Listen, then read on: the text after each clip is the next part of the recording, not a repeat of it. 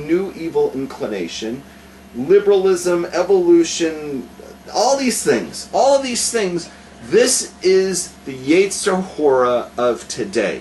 This is the evil inclination of today. This is the ideas, the philosophies that go against Torah.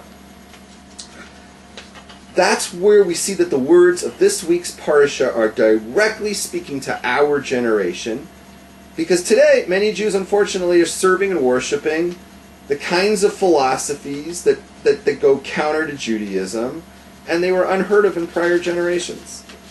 So I want to say, because we should talk about Rosh Hashanah.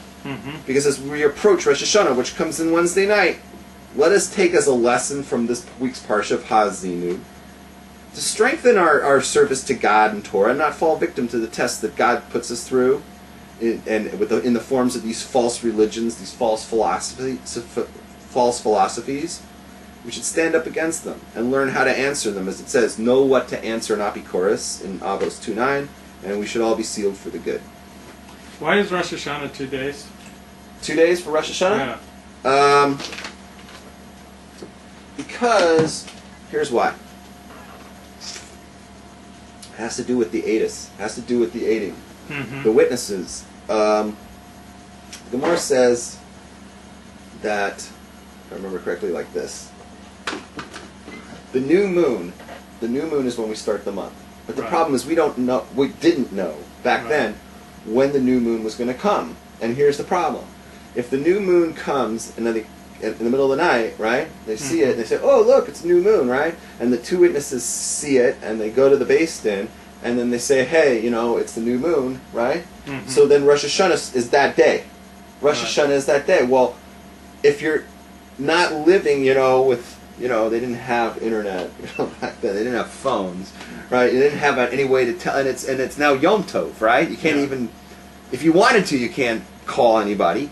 How are you going to tell everybody, far and wide, that today is Rosh Hashanah, that the Beis Din in Yerushalayim just paskin that this is Rosh Hashanah, this is Yom Tov? You don't know that, right? So they said, okay, well, it's going to be one of two things. Either it's going to come in tonight, or it's going to come in the next night. So what we're going to do is we're going to treat it all like we're going to go into it saying it's going to be both days. And that way we don't need the testimony of these witnesses to tell us which day it's going to be, because it's either going to be tonight or tomorrow night. When you get to the 30th day of the month, right, you know that it's either going to be that night or the following night. Right? Does that make sense? Yeah. So we're just going to say every year it's just going to be both days. And now we're covered. Everybody, if it doesn't come the first night, then it'll come the second night. But you're going to treat both days like Yom Tov, and that way everybody's on the same page acrost the country.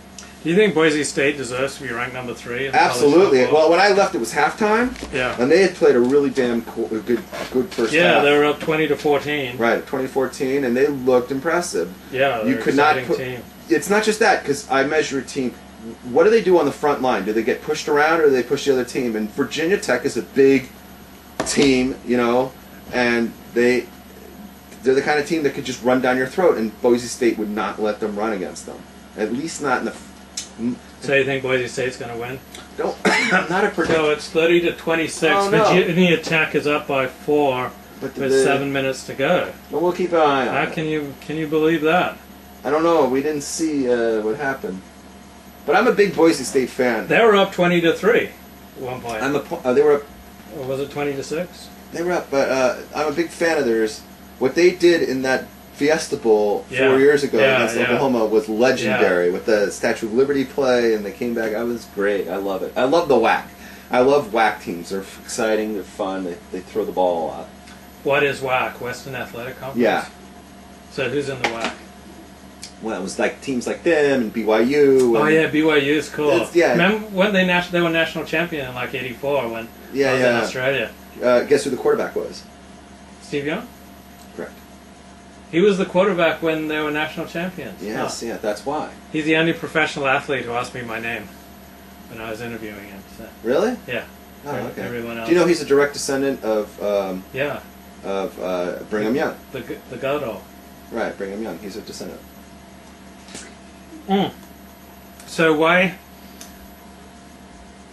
do they keep in Israel Rosh Hashanah for 2 days? Because normally we only keep that extra day of the Jewish holiday in the diaspora. Rosh Hashanah is not like the other ones. There's some holidays where we keep 2 days.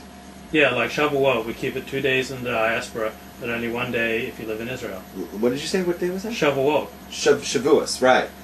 But that's a different reason. In Rosh Hashanah, everyone always kept it because they kept it then.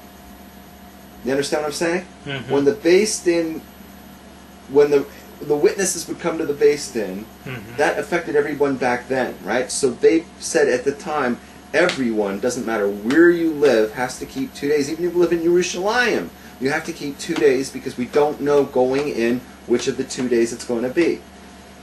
The other ones, Shavuos and Passover, and all these ones that we keep 2 days Yom Tov, that's a different reason.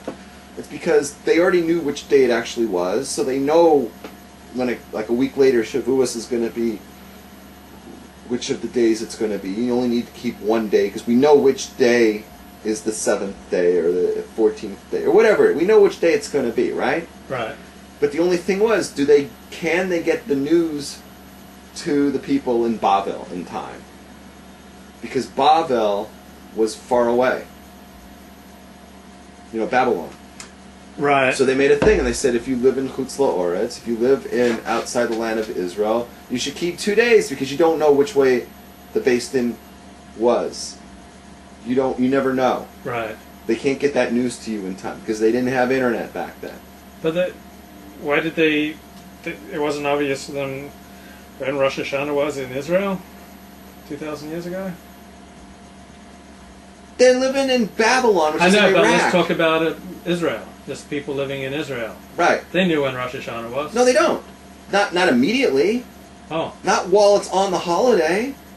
Oh. You got to think of it like this. It's nighttime. Right. You don't know if it's Rosh Hashanah or not going in, so you're treating it like it's not. Right. Right. The witnesses see the new moon. Right. They go into the Beis Din and they say there's a new moon. They say, fine, we're on Rosh Hashanah right now. It's Yom Tov. You live on the other side of town. How do you know what the Beis Din just poskened? Okay. So you don't. You might think it's the next night. But everybody else who's right near the Beis Din, they're already starting to keep it, right? Mm-hmm. So they say we're gonna get rid of this. We're gonna say from now on you keep both days before we even start. Everybody knows we're on the same page. You're gonna keep both days, 48 straight hours of. But now we do know. So why? Well, now the calendar's adjusted. So in the time of Hillel, they adjusted the calendar, and everything is computerized today, and it's. But why do we keep what? Why do we keep the extra day now that we know what the calendar is in the diaspora? Because it's still on the books. The law says that you keep 2 days in Chutz La'oretz.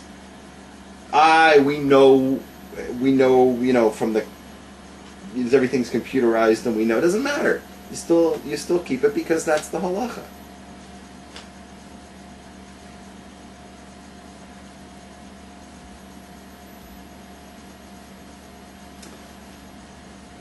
There was an excellent question in the chat room. What goes on in a football game? Shiksas, half-naked, dancing for the goyim, unkosher wine, worship of sports idols. Okay. Is that what goes on in a football game? Pretty much. It's Goyishkeit. Do you have any thoughts on what Stephen Hawking said this week? Said the world didn't come from God? Or... What do I care what he says? Seriously, who the fuck cares?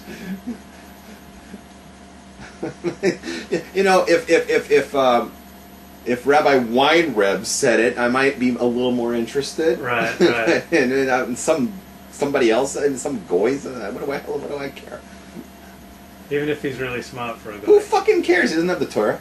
Torah is the blueprint for creation. God looked into the Torah and created the universe, right? Right. The people who study the blueprint every day have a better clue of what's going on than some goy who grows up, outside of all this, doesn't have a clue, goes to a bunch of secular, universities and thinks like he has he gets it. What do I care what he thinks? He's